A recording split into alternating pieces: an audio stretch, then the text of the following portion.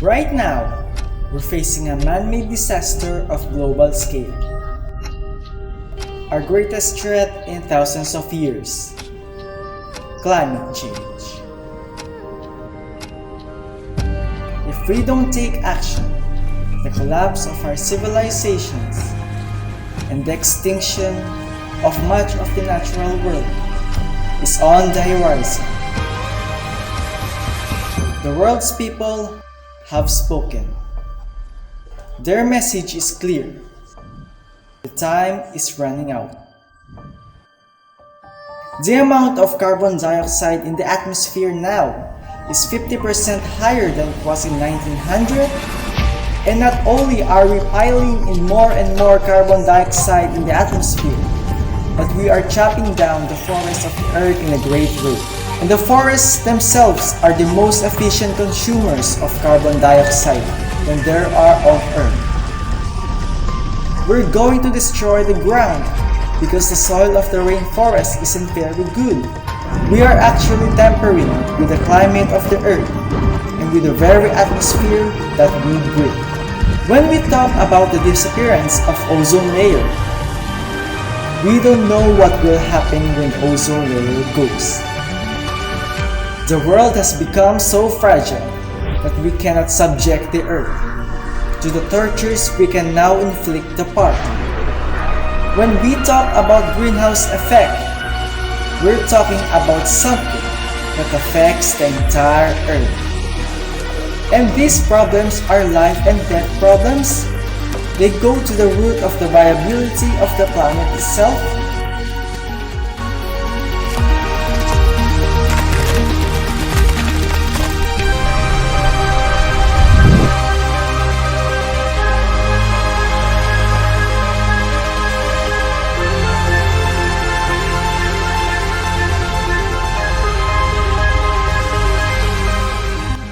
So there is one thing that is biologically certain about the human species, is that it is a human species. One species. If we don't stop the destruction of our natural world, nothing else will know. Simply put, if we don't protect nature, we can't protect ourselves.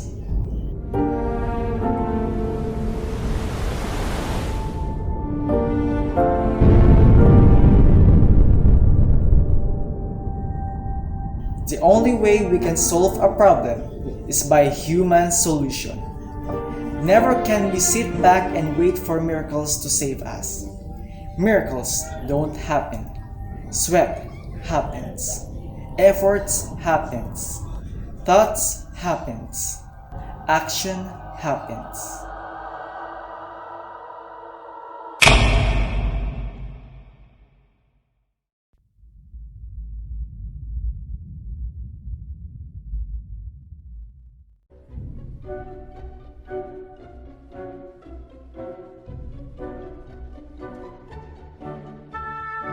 We are hurtling toward the day when climate change could be irreversible. Rising sea levels already altering this nation's coast. China's capital is choking in its worst pollution of the year. 5% of species will become extinct. Sea levels rising, glaciers melting. Bagyong Dante, pinakahuli sa Maricaban Island sa Calatagan sa Batangas.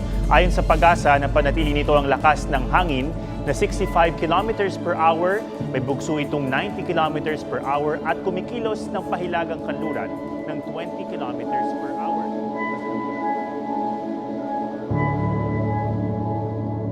What kind of weather forecast it is? It says there is a storm, yet it's so hot.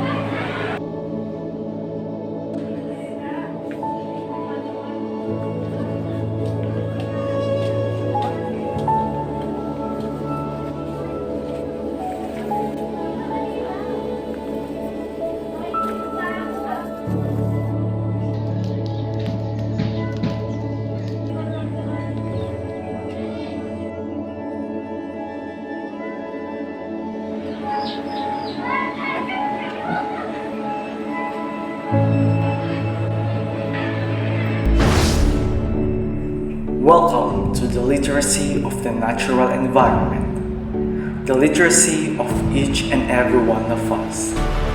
the literacy of understanding oneself as a small part of a bigger and global scale, the literacy of life. This is the ecological literacy.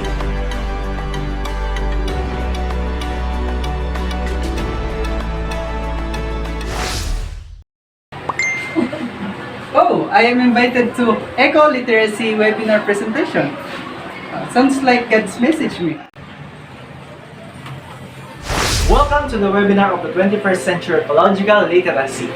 Good day, Mr. Decena. I am glad that you accepted our invitation for you to join in our very own exclusive webinar presentation.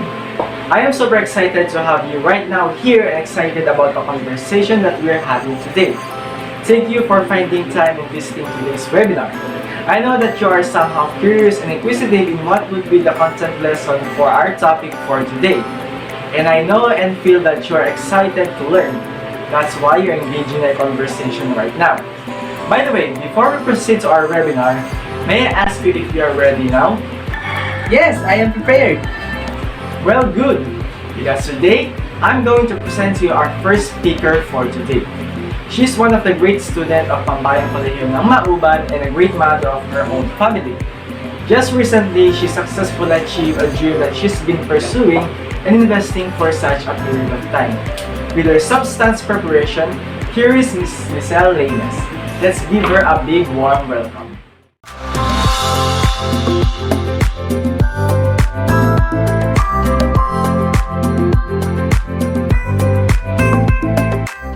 What is ecological literacy? Ecological literacy is the demand of the capacity to observe the nature with insight, a merger of landscape and mindscape. It refers to an individual's understanding not only for the ecological concept. Ecological literacy is knowing, caring, and practical competence form that found from ecological literacy. The root of environmental crisis, the individual's inability to think about ecological factors, system and caution, and long-term of human actions. It emphasizes the importance of experience in one's natural environment that can enable humans to shift perspective from one of an economic emphasis to one of balance among economics, ecology, and cultures. And that is for what is ecological literacy. Thank you. And for the next speaker, may I introduce to you Mr. Wilfred Santiago.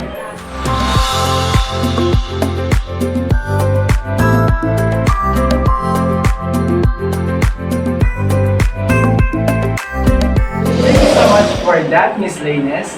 And now, it's my time to shine to present to you my preferred content. And here, we are now in what and who is an eco-literate person. But before we proceed on our first example, let me ask you something. Mr. Decena, have you been an eco-literate person before? Sometimes, I still care in our environment, but I am not actively engaged in advocacy and environmental organization. But now with this lesson, you're able to realize on how to be an eco-literate person by knowing what and who is an eco-literate person. In better understanding, a person who is an inquirer in ecology is someone who believes that what we study and read in the books and what we saw on TV about the blooming climate catastrophe, it should not be limited in outlets in order to understand the nature. Someone who is always curious about how the world works and is not limited into just living and simply knowing the earth in the first place. The second one is a reflective learning. I know that this scenario sounds cliche, but if you have thrown the trash or the litter in the street or not properly disposing it, this is something a person should have realized in order to know its consequences. As well as if there is a species that has been extinct by our own abuse in nature. Does it also affect us? Yes, and that's what we call a reflective learning. Also, by being reflective, you are able to fully understand the values and limitations of a human knowledge and how we can expand it in order to better understand the global changes of our environment. What are the things that can do and the limitations of Earth that we should be aware of? Through being reflective, we're able to put ourselves in the shoes of every living species in our environment and how we should do and protect them from possible extinctions. And the third one is intelligently self-directed person. And it's like the question, are you concerned about the environment because your family, friends, or your teacher told you to be an eco-conscious or aware too? Well, that's not an intelligently self-directed eco-literate person. More specifically, an intelligently self-directed is someone who is conscious and aware by himself alone in their environment. The one who is always observes and engaged learning goals, objectives, and plan to achieve those objectives. Someone like Leonardo DiCaprio, Gina Lopez. This well-known environmentalist has their own goal of keeping and reminding everyone that our Earth should be kept clean, as it is our only planet that God has ever given to us. So for those mad scientists who thinks that people are capable of traveling to Mars just because of the mess that we have done to Earth and the climate crisis and catastrophe is some sort of greediness, because there is no any other planet that would be as habitable as Earth. We should be contented on our planet, as this is God's greatest gift for us to live a fruitful and meaningful life, and therefore we should and must take care of it. And the fourth one is morally responsible, who governs action with perception, like seeking responsibility, seeking justice and equality for all.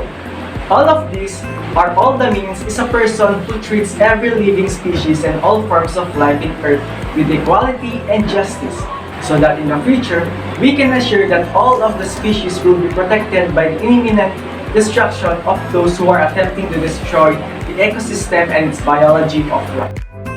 Philippine law like Republic Act 9729 or Climate Change Act of 2009 and the United Nations Framework Convention on Climate Change shows a new 10-year climate action plan aimed at transforming its operation to achieve a 45% reduction in greenhouse gas emissions and sourcing 80% of electricity renewable energy by 2030. Each individual can contribute towards the protection of the environment, but so can companies and organizations. In business terms, ecological responsibility is a duty that a company has to ensure that their operations are conducted in a way that protects the environment. We believe that every action starts with a person, but sometimes the more, the better. Environmental organizations like Harbon Foundations, Philippine Native Lands Conservation Society, Greenpeace, and Worldwide Fund for Nature shows that each of them takes an effort for the betterment of environment in every country and the world. They advocate not just in one single means, but also they use innovative skills to reach out and expand their community in order to better enlighten the nation about the actions that they need to do in the planet Earth. Going to ask what transcendence means, it says that it is the highest and most inclusive or holistic level of human consciousness, behaving and relating as ends rather than means. You see, in order to better understand the entire ecosystem, you must first put yourself in the shoe of other essential species in the world. Transcending the individual self, meaning go beyond our own identity and understanding that we are a small part of something bigger. Through actions, you are willing to sacrifice something in order for other natural species to live further in their life, as it shows the importance and their role in the entire ecosystem.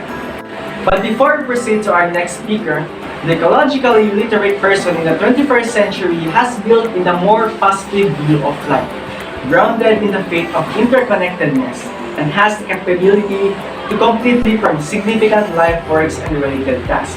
Such a view enables him or her to look upon the human experience positively and all the living things compassionately. Mr. Zena, is there anything you want to ask? How to be an eco-literate person? It's that simple. Well, since it starts within yourself, you have to ask yourself first, what means should I do in order to contribute in our environment? You have to open your mind also in order to hear the voice of any species who cries for help. You need to look around to see if there is something that you wanted to do. And if there is, it is your chance to start and act. so that this will be your foundation for your goals and objectives to be a responsible human being for a revolving world. Did you get what I mean? Now, last question. Do you want to be an eco-literate person? Yes, sir. I will do it now and I will show what can I do. Well, good. It's nice to hear that, and I hope she also hears what you have said. With our next presenter, she's one of the best vocalists of MITS. Let's all welcome our next speaker, Miss Kela Joy Pascual. Let's give her a big hand.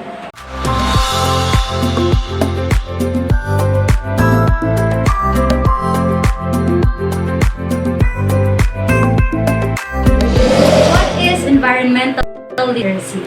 The most widely accepted meaning of environmental literacy is that it comprises an awareness of and concern about and its associated problems, as well as the knowledge, skills, and motivations to work towards solution of current problems and the prevention of new ones. Environmental literacy encompasses experiences, understanding, and action. While knowledge and understanding are important components of environmentally literate citizens, the key is connecting what we know and what we do.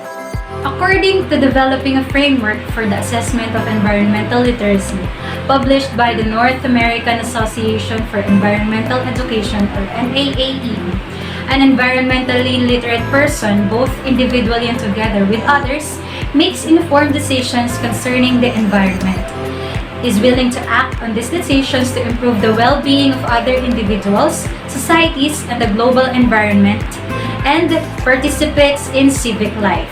Those who are environmentally literate possess to varying degrees.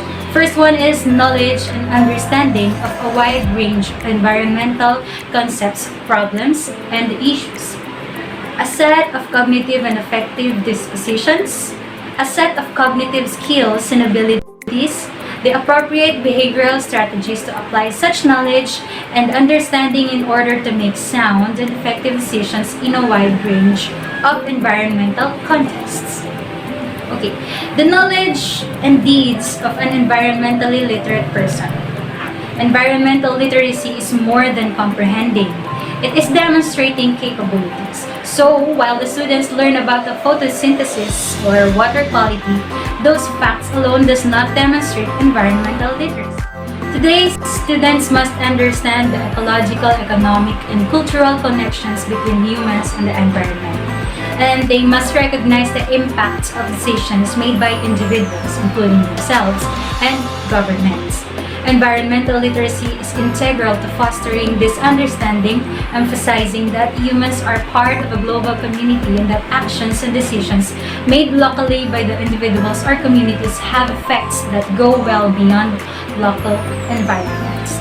How to teach students environmental literacy? The general conceptions of environment is the first one, problem, and then field of values. The dominant educational objectives are develop problem-solving skills from diagnosis to action, develop a system of ethics, and then adopt environmentally responsible behaviors. The primary pedagogical approaches, first one is cognitive, and then next one is pragmatic, and the last one is affective or moral.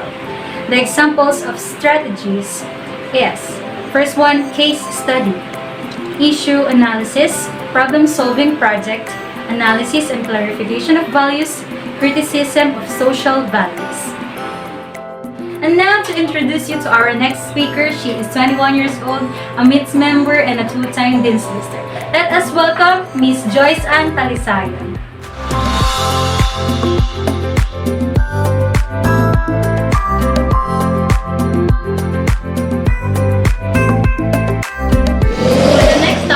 It is about ecological literacy. The great challenge of our time is to build and nurture sustainable communities. Communities that are designed in such a way that their ways of life, businesses, economies, physical structures, and technologies do not interfere with nature's inherent ability to sustain life. The general conceptions of economic when it comes to ecological literacy is the object of study system. So basically this is just about the research or studies or observations about ecological literacy.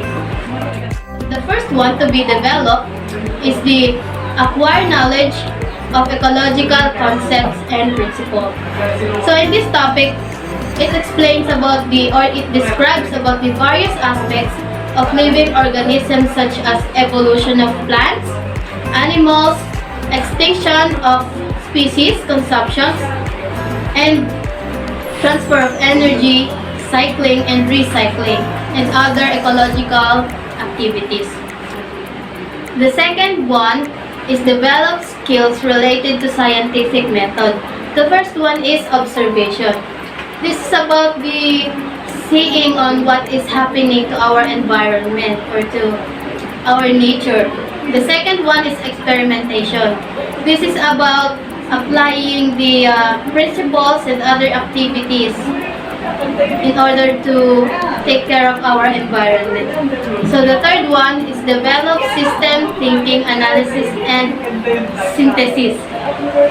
Through analysis and synthesis, it provides better care of an individual to our nature or environment to encourage them to give extra effort to help our community and nature. So the last one, the fourth one is understand environmental realities in view of informed decision making. So the example of this one is climate change, where this is about the change is constantly changing, or the climate is constantly changing because of the human actions or what the human have caused. Pedagogical approach of ecological literacy is cognitive, where it is about the observation or awareness or understanding about ecological literacy. The second one is experimental. This is for the experience or application of different ecological activities. So basically, the strategies of ecological literacy is about observation, demonstration, experimentation, application, case study, environmental system, analysis, constructions of ecosystem models.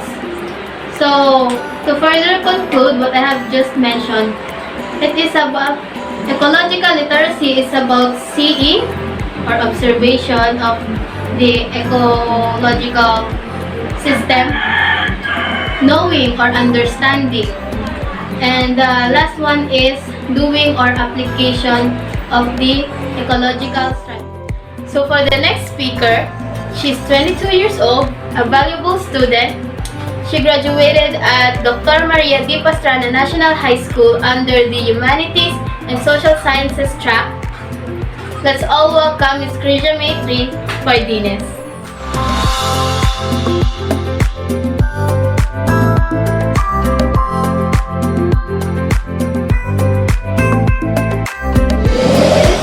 I'm going to give you some information about eco-literacy, the general conceptions of it, the educational objectives, the pedagogical approaches, and the example that you can use. But first, let us define what is eco-literacy. So, eco-literacy is the ability to understand the natural systems that makes life possible. So now let's move on to the general conceptions of eco-literacy. So what is the general conceptions? So it is the shared resources for sustainable living. But the question is, how can we share resources? So one of the examples that I can give you, Mr. Lucena, is carpooling.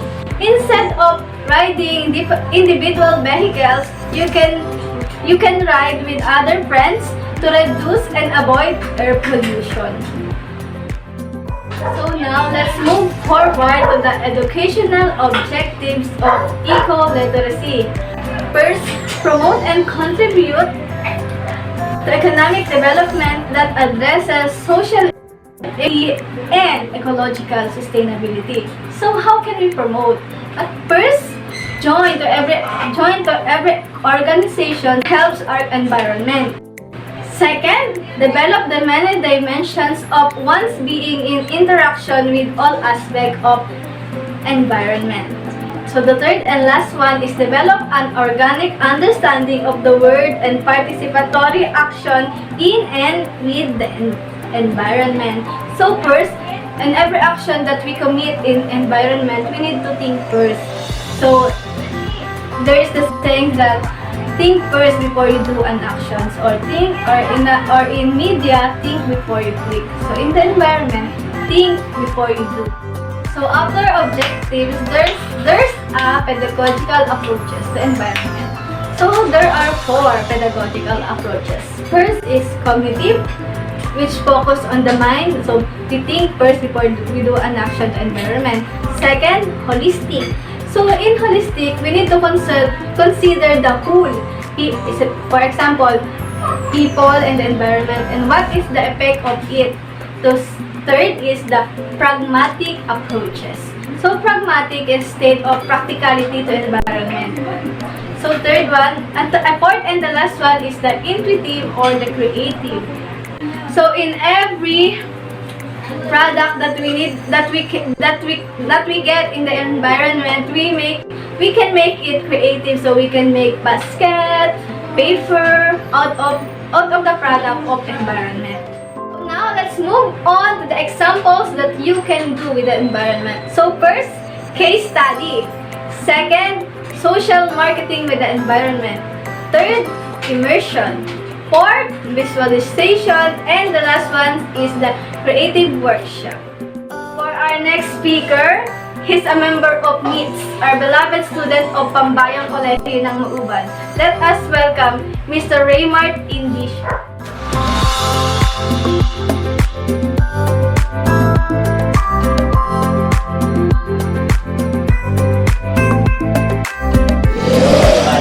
Now that we have a firm understanding of what ecological literacy is, let us now be informed about the green initiatives in colleges and universities. Humans have contributed to global warming, which has led to a catastrophic climate change in many parts of the world. People have to work for the benefit of the planet and reduce emissions in whatever they can. Colleges have a responsibility to instill green lifestyle among the young and impressionable students by taking green moves which can help lower the global temperature. Here are some green initiatives for colleges which can be implemented to lower the impact of climate change. The first one, green buildings. New buildings in college campuses can be constructed in accordance to sustainability principles and methods. Solar panels, water recycling, rain barrels, and recycled materials should be used for construction. Gray water system and passage lighting should be used. In older buildings, green initiatives for college campuses can be retrofitted to lessen the use of conventional energy for heating and cooling purposes. The dorms can have at least a few solar panels as an environmental friendly measure. Second, composting program. A green campus project could be a composting project. This program should be more than just composting the waste food from the dining halls and kitchen service. Students must be aware about contributing towards the composting project when they eat in their own dorms too. For the third initiative, organic farming. Most colleges have a huge tract of land. A college which is serious about going green should cultivate organic farming and using the produce in their kitchen. This kind of sustainability activities might entail the participation of students who might learn how to create healthy meals, right for growing pesticide-free, chemical-free food. Activities such as an organic garden will also teach students how to create their own organic farm or garden later in life. Thus, one of the green initiatives for college campuses could be organic farming. Fourth initiative, recycling. There should be recycling bins which should be kept in abundance all over campus. The last initiative, water bottle refilling station. One of the most important and best green initiatives for college campuses is to install water bottle refilling station. Plastic water bottles are one of the most hazardous items for the environment. These have choked up the oceans and the landfill, creating a huge problem for the planet. Plastic takes hundreds of years to break down and remains in the environment for years. College must take proactive actions to inculcate green living ideas in students by taking eco-friendly steps to protect the environment. Eco-friendly curricula, recycling, reusing, sewing LED lights, reducing water usage, and other initiatives will form green habits in students, which they can continue even after they complete their studies. So that is all for the green initiatives in college and campuses. I hope you have learned some ideas. Thank you. Thank you so much to our delightful speakers for sharing their knowledge about the entire concept of ecological literacy. And now, Mr. Desena, how are you feeling right now? I will do it now and I will show what can I do. Thank you very much. That's a very nice response from me. Well, I hope that it would be applied into reality and not just said or being learned. Well, it's our time to say goodbye, but before we conclude this presentation, I want to share you this verse. This is from the creation to the creator. Psalm 89 verse 11. The heavens are yours. The earth also is yours. The world and all that is in it, you have founded them. Therefore, we humans must be responsible to be kind and take care of God's gift, our earth and our world. Let's wrap for now. Thank you and good luck. Live with peace on earth.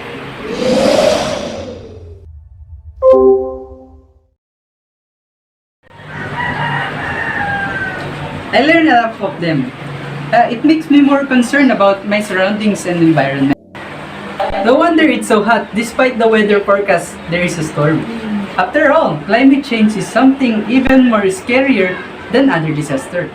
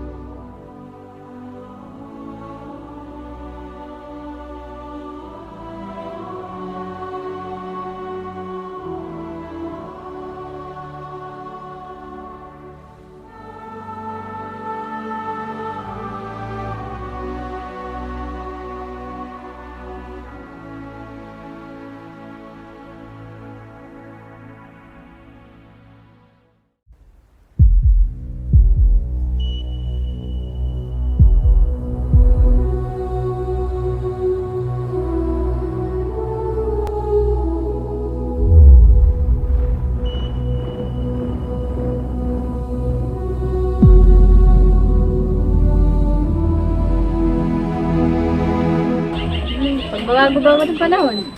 Siguro yung masakit ng mga bata pag ganito bago-bago ng mga panahon. Yun lang, maaraw, tsaka maulan. Maulan, tulad dito, maling hangin.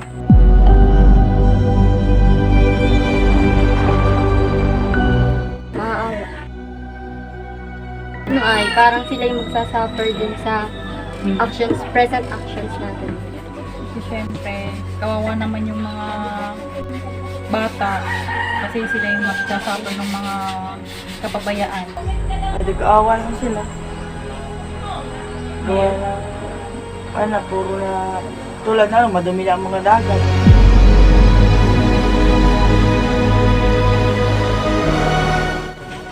Oo. Oo naman. Oo.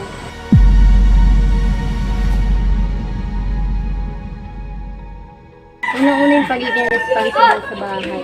Kahit magsimula ka sa bahay mo yung paglilinis, paghahalaman, tsaka yung hindi ka dagdag sa ano ng bayan.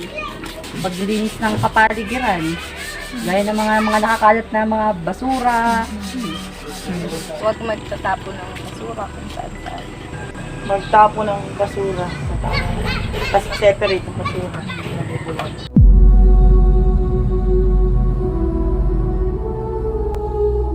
Yes. Oo. Pwede. Kapag magtutulungan, kaya-kaya. Siguro. Parang hindi na.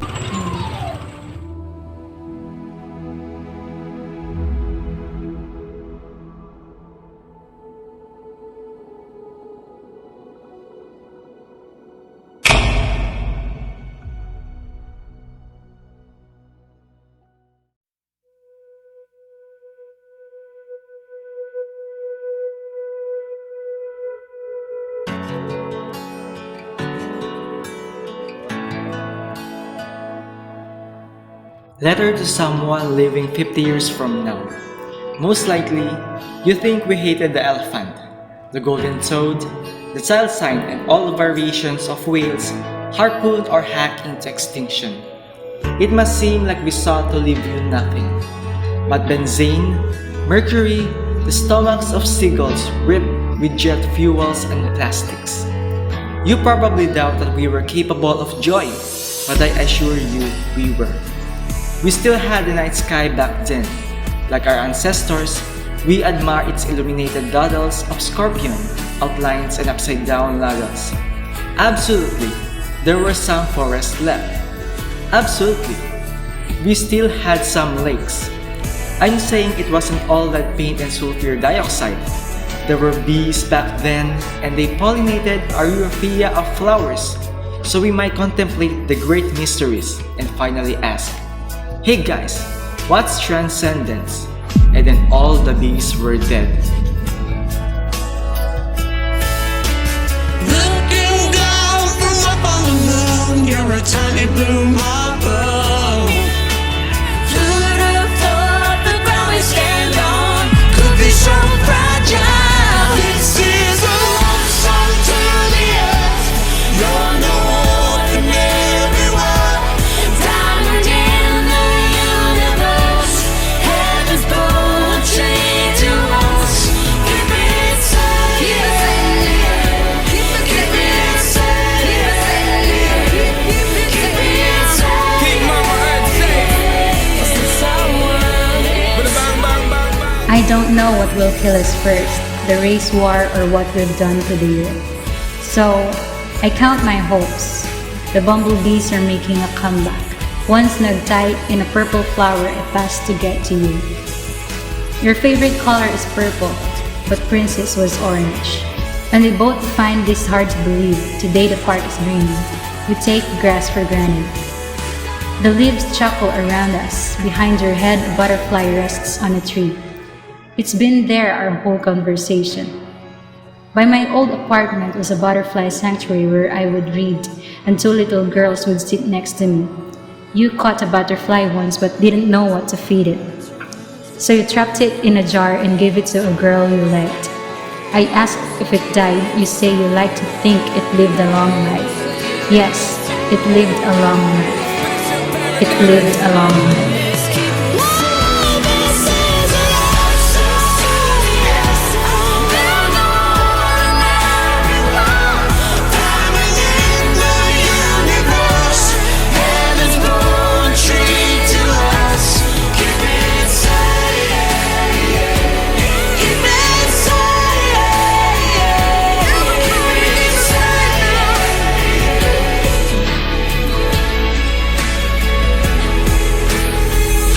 Progress is impossible without change, and those who cannot change their minds cannot change anything.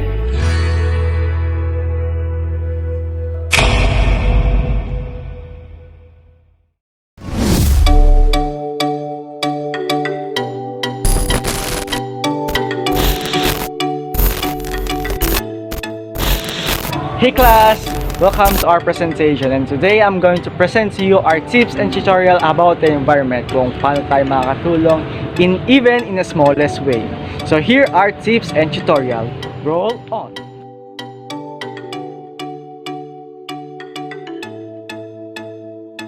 Going to supermarket, I highly recommend use eco bag. Nakatulong ka na malesen ang paggamit ng papel at plastic, nakatulong ka pa sa ating kalikasan.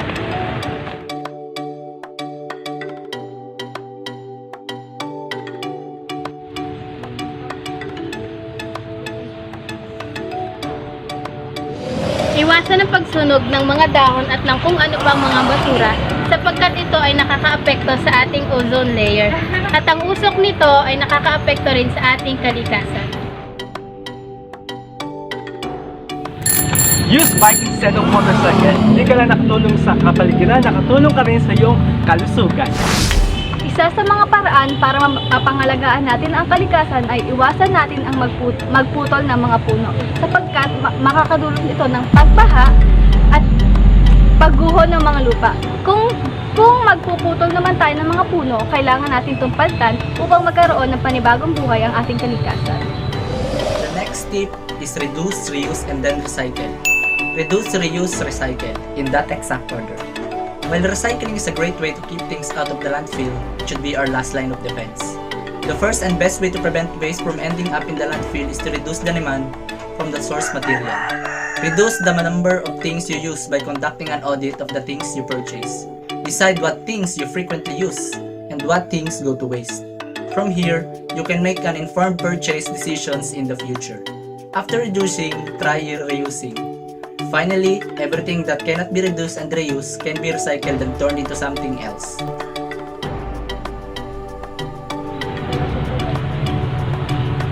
Huwag magtapon ng basura sa kahit na anong anyong tubig. It is proven that this kind of act is not good for our health and also for the creatures who live in it. So kapag bumili ka ng eco-friendly products, ikaw ay nakamura na, nakatulong ka pa sa environment. And that's it for our tips and tutorial. Thank you very much for your time. Thank you for watching. That's all for our vlog tips. But here are some of our extra tips that can help for our environment. First one, clean energy. What does it really mean? Can we clean electricity? Of course, yes, through the use of renewable energy. Since before, we have been used into coal power plants as our source of electricity. But sometimes it can be harmful to our environment by cracking the natural resources and leaving the major sources of air pollutions and greenhouse gas emissions like sulfur dioxide, mercury, and chlorofluorocarbon. Plus, coal power plants are also radioactive, and it is completely obvious why and what could be its effects on the health of the nearby residents living in a certain power plant stations. Well, despite that coal power plants are much cheaper than renewables, but do we really need to make our environment sacrifice just for the sake of affordable price? No. Well, I hope our engineers from Siemens Power Plants, Nagat Hydroelectric Power Plant, and more would take into further steps in order to encourage our non-renewable power plants to transit into a renewable and eco-friendly power plant. You can also help the environment by simply taking care of the plants that you have on your home.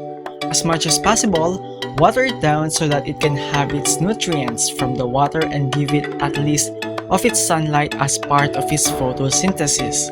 Water helps a plant by transporting important nutrients through the plant. Nutrients are drawn from the soil and used by the plant. Without enough water in the cells, the plant will droop. So water helps a plant to stand upright.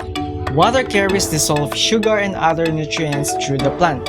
A green home is also a sign of a cleaner and eco-friendly environment. You can collect all the garbages that you have in your home by accumulating and putting it inside of a water bottle. It could be in a large size water bottle or as small as a soft drink bottle.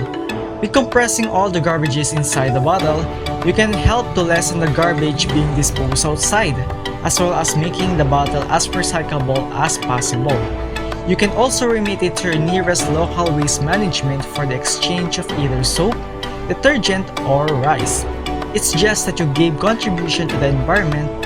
You can help by picking up litter, fixing bikes, planting trees and gardens, cleaning up rivers, and educating others. Find an activity that suits your interests and set aside some time to go and help out. Volunteer with a group of friends, a class, church group, and some more. If coordinating a volunteer effort isn't your thing, you can do it on your own. With that, we can learn that helping to make the environment clean is also helping ourselves in a better way, to save money, infections-free life, higher productivity, and sense of propriety. At the end, we are the one who will take the benefit from all the benefits that the nature receives through us. And that's it for our tips and tutorial. Thank you very much for your time. Thank you for watching.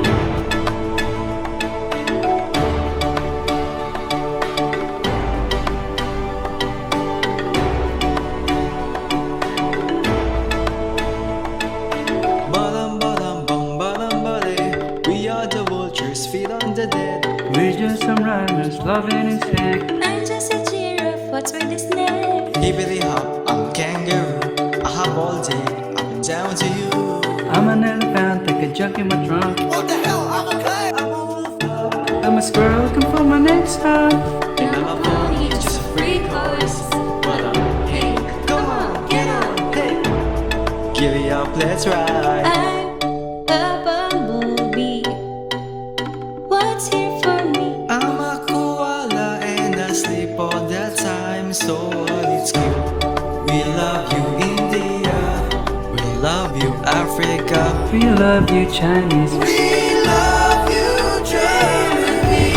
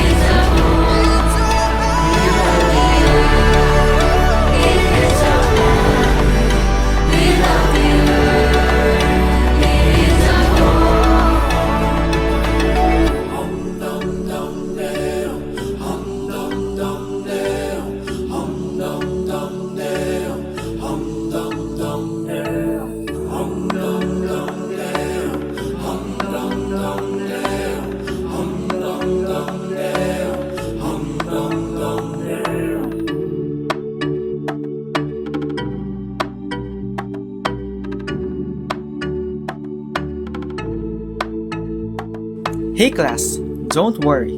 We're in the ending part of our program. Here in Ecoliteracy, what are we wanted to advocate is that how important are Mother Earth to our life. And of course, it is not only limited in plants, trees, and ocean, but also to animals and us, humans, that would greatly pay the price if we didn't act immediately. As being the third consumer in the food web, we can see how each and every animal is so special that even if one of them extinct or vanish, then we humans would be completely affected. As much as possible, we should not tolerate ourselves to know just to live on Earth and be ignorant on our surroundings. We are not living as one species in the world, as no man is an island. We have plants and animals, and they should also live and have a life like us. We should be thankful to them, because without them, we would have nothing to eat. We should also be thankful to our trees that keeps our air clean. And as doing it right now, our future generations will be later thank us if we save our planet for the last 12 years. For the part 1 of your activity, you have to answer this. Why the future generations would have to pay the price from the impending effects of climate change instead of us in the present generation. Number 2. Explain this Indian proverb. When the last tree has been cut down, the last fish caught, the last river poisoned. Only then will we realize that one cannot eat money. For the third one, explain and understand the meaning of this photo in the minimum of 8 sentences.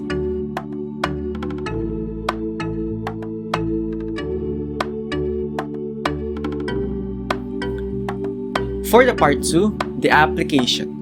Present a photo of yourself showing your own way of taking care of environment, even in your simplest way. It could be segregating the garbage, using water bottles to collect garbages that you already have, water the plants that you already have in your home or any of your life. As much as possible, make it simple, but realistic.